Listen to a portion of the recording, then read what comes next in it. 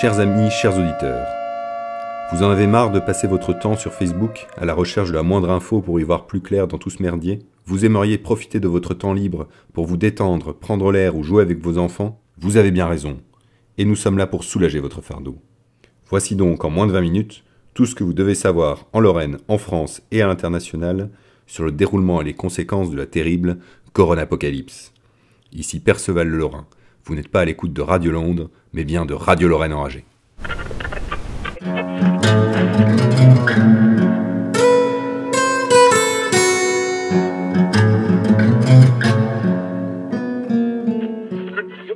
Commençons cette revue de presse en parlant du confinement.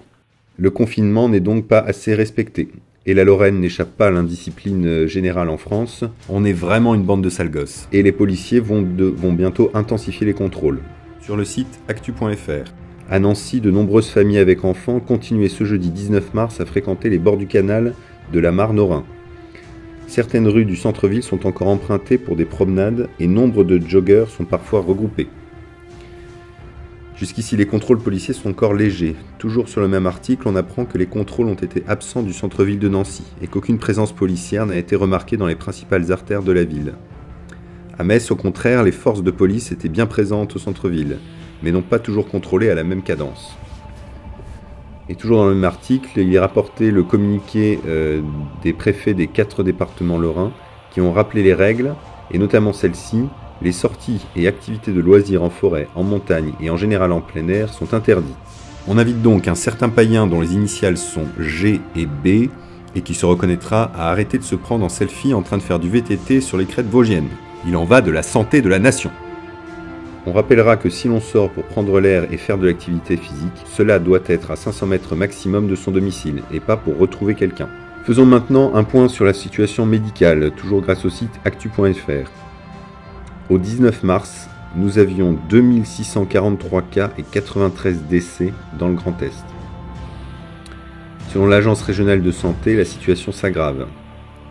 1165 personnes sont hospitalisées, 300 sont en réanimation, et heureusement 213 sorties d'hospitalisation ont eu lieu depuis le début de l'épidémie. L'ARS explique aussi pourquoi désormais toutes les personnes hospitalisées pour cause de symptômes pouvant s'apparenter au Covid-19 ne sont plus systématiquement testées. Je cite: « La surveillance du Covid-19 s'est modifiée au cours des différentes phases de l'évolution de l'épidémie.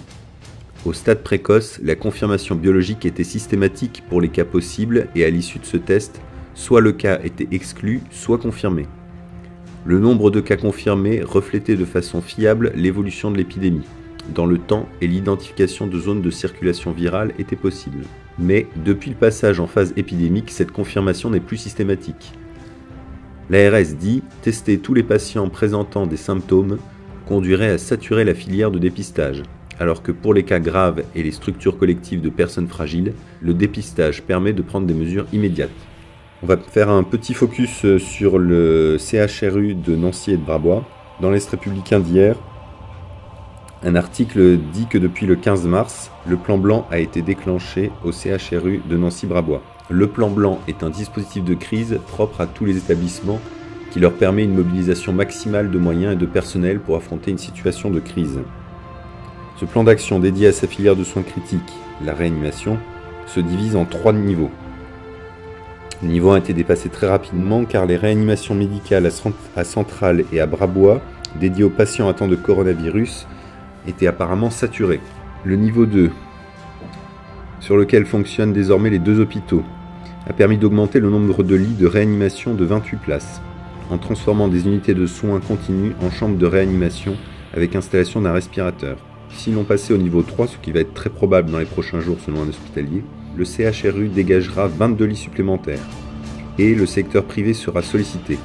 Ainsi, la clinique Pasteur d'Essey-Nancy pourrait assurer 8 lits contre 6 à la polyclinique de Gentilly.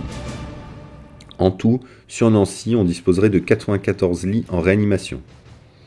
Si jamais on venait à manquer de respirateurs, il y aurait la possibilité d'avoir recours au plan gouvernemental Piratox, en demandant des respirateurs de transport prévus en cas de menace nucléaire, radiologique, biologique ou chimique. Toujours dans ce même article, il est décrit que pour prendre en charge tous les patients, il faut évidemment un personnel disponible et opérationnel.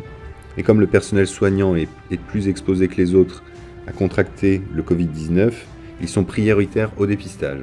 Toutes les opérations urgentes ont été déprogrammées à la demande du ministère de la Santé.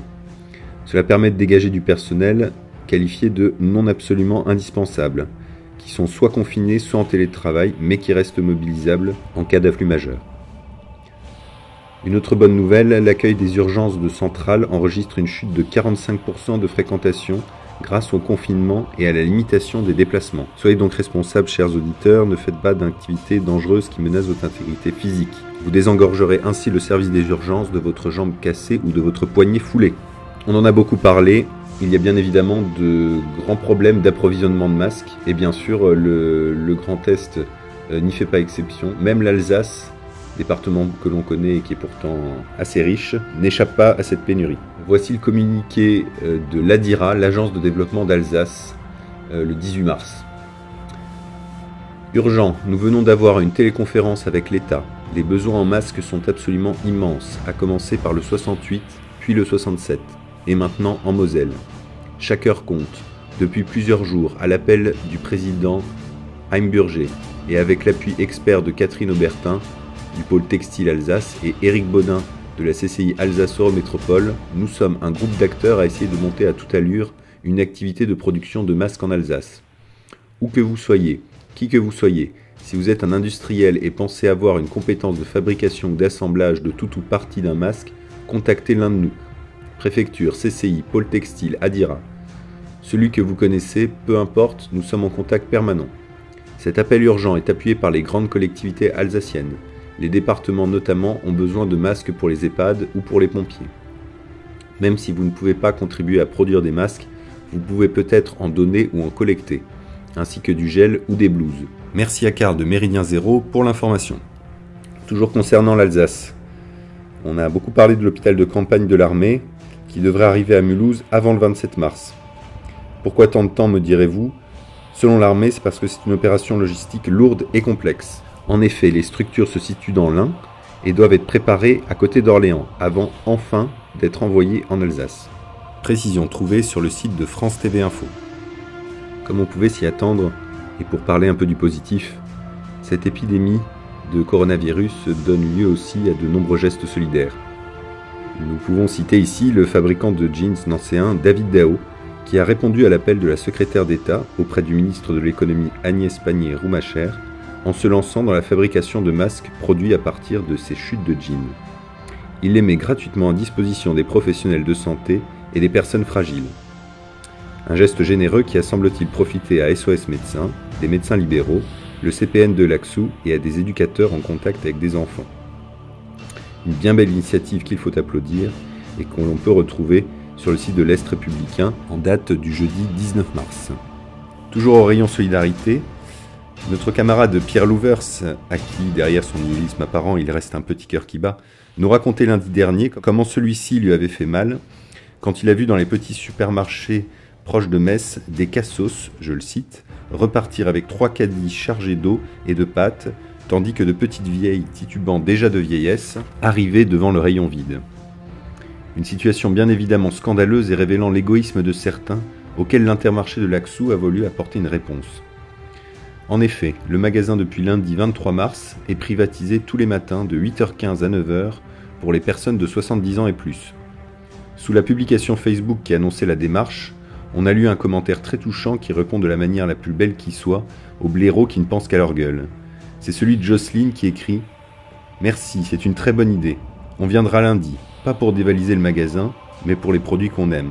Encore merci à vous pour cette belle démarche. » On peut voir aussi d'autres très beaux gestes de solidarité, notamment du côté de Bar-le-Duc. L'Est républicain nous rapporte que la pizzeria Ostoria offre toutes les pizzas commandées par l'hôpital de Bar-le-Duc. Idem pour la pizzeria 107 Boulevard, qui offre ses pizzas aux fonctionnaires mobilisés en première ligne, soignants mais aussi pompiers, gendarmes et policiers. Autre beau geste, cette fois-ci dans les Vosges, le bailleur social Vosgelis garde le contact avec ses locataires seniors, pour prendre des nouvelles et pour voir si tout va bien. Plusieurs salariés de Vosgelis ont ainsi accepté une nouvelle mission, qui consiste à rester en contact 2-3 fois par semaine, par courriel ou par téléphone, avec les plus de 70 ans ou ceux qui ont un conjoint de plus de 70 ans. Fabrice Barbe, le directeur de Vosgelis, témoigne « On prend de leurs nouvelles, on parle avec eux et on leur demande s'ils ont besoin de quelque chose. comme par exemple le portage des repas. Nous les mettons alors en relation avec des associations ou avec les mairies concernées, ajoute le directeur. Information que l'on peut retrouver dans Vosges Matin du jeudi 19 mars. Passons maintenant aux infos nationales, et là ça commence à picoter sévère.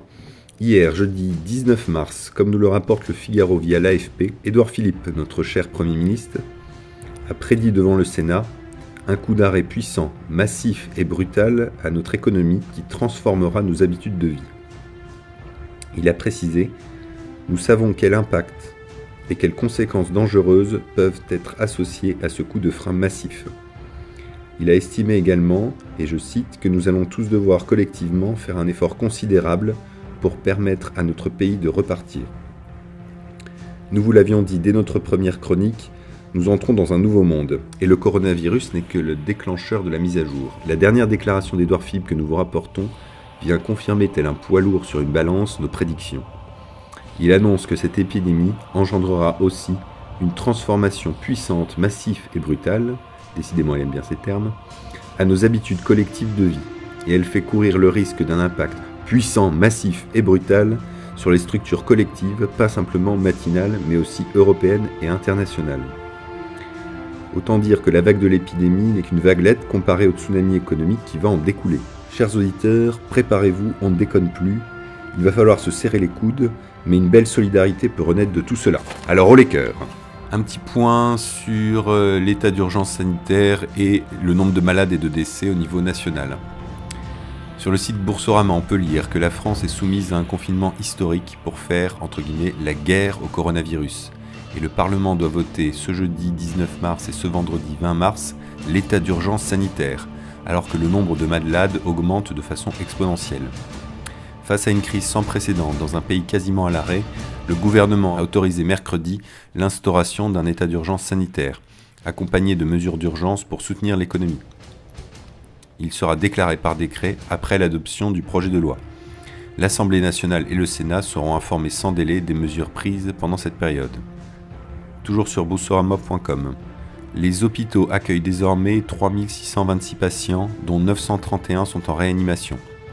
Parmi ces cas les plus graves, la moitié sont âgés de moins de 60 ans, a insisté le directeur général de la santé Jérôme Salomon, en annonçant un total de 264 décès, 89 supplémentaires en 24 heures. L'état des lieux est déjà dramatique dans les EHPAD, a alerté Gaël Durel, président de l'association des médecins coordinateurs et du secteur médico-social. Lorsque le virus rentre dans un établissement, on assiste à des taux de 75% de résidents atteints par le virus et des taux de mortalité catastrophiques, au-delà de 20 à 30%, a-t-il dit sur RTL. Il n'y a pas de place pour eux à l'hôpital, ils sont trop vulnérables. On va privilégier ce qui est tout à fait compréhensible, des personnes qui ont le plus de chances de pouvoir s'en sortir. Une situation qu'a connue l'Italie, entrée en confinement depuis près de 2 semaines. Un petit point aussi sur l'état de la sécurité en France, avec des indicateurs qui ne sont pas vraiment là pour nous rassurer.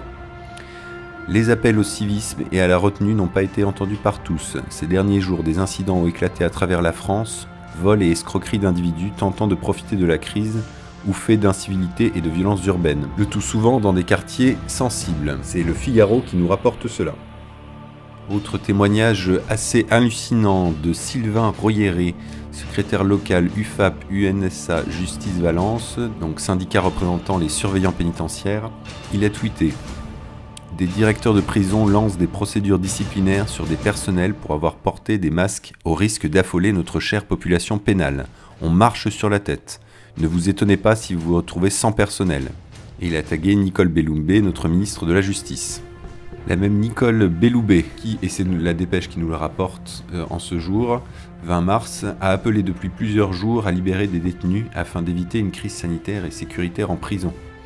Elle a ouvert la voie ce vendredi à la libération anticipée de détenus malades ou d'autres en fin de peine. Elle a déclaré « J'ai donné instruction pour qu'on ne mette pas à exécution les courtes peines d'emprisonnement ». Elle évoque des mesures, et je la cite, qui veillent à ne pas faire entrer de personnes supplémentaires en prison. C'est relativement facile car la délinquance a baissé depuis quelques jours en raison de la présence de beaucoup de policiers dans les rues. On comptabilise ces derniers jours une trentaine d'entrées en prison quotidiennes contre plus de 200 habituellement. Nous voilà donc rassurés. Vous l'avez peut-être entendu et c'est sans doute une très bonne nouvelle, il semblerait que la chloroquine guérit le Covid-19. c'est le professeur et docteur Didier Raoult, infectiologue à Marseille, qui aurait trouvé ce remède contre le coronavirus. Ce recours à la chloroquine a été approuvé par Donald Trump et les États-Unis en arguant que les médicaments avaient montré des résultats préliminaires très encourageants. Nous allons pouvoir rendre ce médicament disponible quasiment immédiatement. Dans l'article de Marianne, on rappelle ce qui a bien besoin d'être rappelé, c'est que le docteur Didier Raoult n'a pas eu l'audience escomptée dans les hautes sphères de l'État et au ministère de la Santé au début de ses recherches. Marianne écrit « Le 25 février dernier, il publiait une vidéo intitulée « Coronavirus, fin de partie ». Sauf que les fameux décodeurs médias de fact-checking du monde ont signalé cette vidéo comme étant partiellement fausse, conduisant Facebook, qui officie en accord avec les décodeurs, à accoler un bandeau « Information partiellement fausse » sur la vidéo de Didier Raoult, et poussant le ministère de la Santé à le considérer de la sorte. Il a depuis renommé sa vidéo vers une sortie de crise, amenant les décodeurs à retirer leur signalement. Dans sa vidéo de ce lundi, Didier Raoult a réagi « Le Monde a décidé que ce que je disais en rapportant ce qu'avaient publié les Chinois n'était pas vrai. Il y a même eu fake news pendant 36 heures inscrit sur le site du ministère de la Santé. L'homme nous confie être encore amer quant au mépris dont il dit avoir été victime. Sans baisser les bras pour autant, il dit « Je discute beaucoup avec le gouvernement et avec des personnes au plus haut niveau de l'État. Je comprends ce qui fait partie de l'écosystème des décideurs, ce n'est pas une surprise que d'avoir été mis de côté. » Lorsqu'on l'interroge sur le revirement de l'État quant à ses travaux depuis lundi dernier, il répond « Les temps changent, je garde mon cap, j'ai des difficultés à juger aussi par moment. Je passe mon temps à expliquer que les maladies infectieuses sont très compliquées et multifactorielles. J'imagine que la politique c'est pareil. » Quant aux accusations de fake news, il répond « Préférer les opinions aux faits est une maladie, mais je n'en veux à personne, changer d'avis c'est mieux que de rester idiot. » On remercie donc les décodeurs du monde d'être une telle référence et de montrer qu'on peut vraiment s'appuyer sur eux pour combattre le mensonge et qu'ils sont vraiment eux les tenants de la vérité. Merci les décodeurs du monde. Le même professeur Raoult, dans une vidéo datée du 17 mars sur la chaîne IHU Méditerranée Infection, affirme haut et fort que pour lui, on ne verra pas à la fin de l'année de différences statistiques sur les morts et que, je cite toujours, ce n'est pas une catastrophe qui justifie des mesures dignes d'une catastrophe atomique. Le professeur Raoult cite dans cette vidéo pour justifier son avis le cas de la croisière japonaise sur le Diamond Princess, où tous les passagers avaient été confinés sur 696 cas, parmi lesquels nombre de personnes âgées, il n'y a eu que 7 morts, pour une mortalité donc de 1% dans la population la plus à risque. Il affirme « Il faut donc arrêter de raconter des choses qui terrifient les gens ». Il préconise pour les maladies infectieuses générales du diagnostic. Il rejoint ainsi les préconisations de l'OMS, que l'on pourrait faire à hauteur de 11 000 par jour, sensiblement comme l'Allemagne qui en fait 12 000. Il dit « Quand on observe bien que les 3 pays où la situation n'est pas contrôlée sont la France, l'Italie et l'Espagne. Et dans ces pays-là, malgré le confinement, la courbe des cas de coronavirus augmente de façon exponentielle. Pour lui, il faut prendre en modèle la Corée qui a géré l'épidémie en multipliant les tests, traitant les gens et en isolant que les cas positifs. Il est vrai, chers auditeurs, qu'après tous ces avis contradictoires, on ne sait pas toujours trop, pour les kidams que nous sommes, où donner de la tête. Vu sur l'Express, ce jeudi 19 mars, coronavirus, des médecins portent plainte contre Édouard Philippe et Agnès Buzyn. Ils estiment, je cite, qu'Édouard Philippe et Agnès Buzyn avaient conscience du péril et disposaient des moyens d'action qu'ils ont toutefois choisi de ne pas exercer. 3 médecins représentants d'un collectif de soignants ont porté plainte ce jeudi contre le Premier ministre Édouard Philippe et l'ex-ministre de la Santé Agnès Buzyn, les accusant de s'être abstenus de prendre à temps des mesures pour endiguer l'épidémie de Covid-19, a annoncé leur avocat. Cette plainte a été envoyée dans la journée à la commission des requêtes de la Cour de justice de la République, seule instance habilitée en France à juger des actes commis par des membres du gouvernement dans l'exercice de leurs fonctions, selon maître Fabrice Divizio. Il est effectivement assez étonnant, chers auditeurs, qu'on n'entende plus vraiment parler, du moins depuis 2 jours sur le JT de France 2, aucune info, aucun reportage sur les déclarations tonitruantes d'Agnès Buzyn, qui accuse donc, pour vous le rappeler, le gouvernement d'avoir maintenu en fait les élections municipales. Elle a parlé de mascarade alors qu'elle les avait alertées dès janvier. Voilà, elle a sans doute affaire là à un scandale d'État et il est assez ahurissant de voir que nos chers médias officiels n'en parlent plus du tout. Voilà, chers amis, chers auditeurs, la fin de cette revue de presse. Si vous avez d'autres informations importantes, partagez-les nous en commentaire. Si vous êtes infirmière, hospitalier, journaliste, policier, militaire, fonctionnaire à la préfecture ou à la mairie et que vous avez des témoignages ou des infos de terrain à nous partager, envoyez-nous un courriel à lorraine.enragé@gmail.com. Si vous avez aimé cette revue de presse, mettez un petit pouce bleu pour que plus de gens puissent y avoir accès grâce à l'algorithme et partagez-la sur les réseaux sociaux. Vous pouvez également nous soutenir sur notre page Tipeee dont le lien est en description. On se retrouve très bientôt pour de nouvelles chroniques, lectures de témoignages et revues de presse dans les prochains jours. Chers auditeurs, ne passez pas tout votre temps à vous informer, mais écoutez Radio Lorraine Enragée. C'était Perceval le Lorrain. Que Dieu vous garde et n'oubliez jamais ce que disait le menhir, la vie commence toujours demain.